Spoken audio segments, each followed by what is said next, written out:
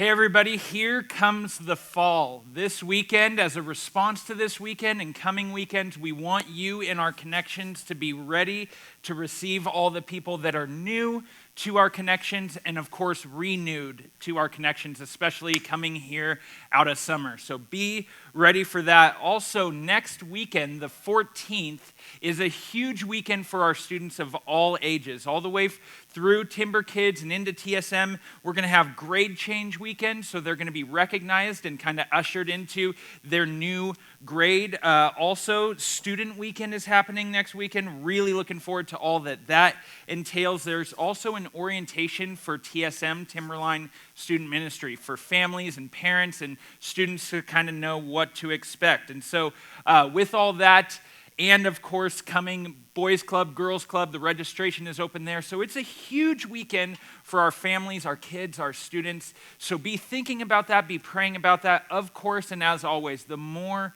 people that we get to engage in ministries like Boys Club and Girls Club, the more kids we get to welcome to that wonderful discipleship where serious fruit and life change is happening. So if you're interested in that, just email Ann@timberlinewindsor.org. Let us know. We'd love to get you connected.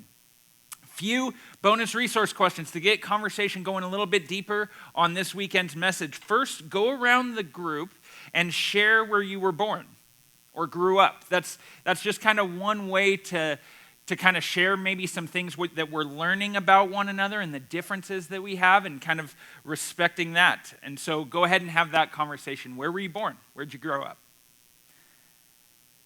Next, I was talking to someone about the different ways that we see things in people. I was leaning into the reality that in some way I don't have a full grasp on all that God wants me to see, right? Of course, that's kind of all of our nature. I don't have a monopoly or a full grasp on everything that God wants me to see and the things that I can learn from people that see things differently from me. And this person started their response with this quote: well, there's a greater chance that those other people are wrong, but...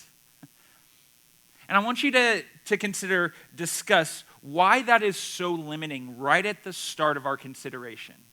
Specifically, here's the question: why is our initial reaction to differences so resistant, even if in the end there are differences that are for good reasons? Go ahead and discuss that. Two more. Can you identify a characteristic of God, a part of God's nature that you struggle to represent and you see it in others? Can you identify a part of what God is like that you struggle to represent, but you can see it in others?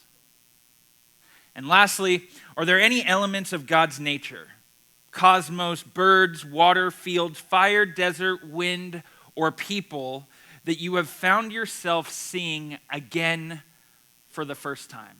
That's been the goal of this whole series. See it again for the first time. Enjoy that conversation. Love you guys.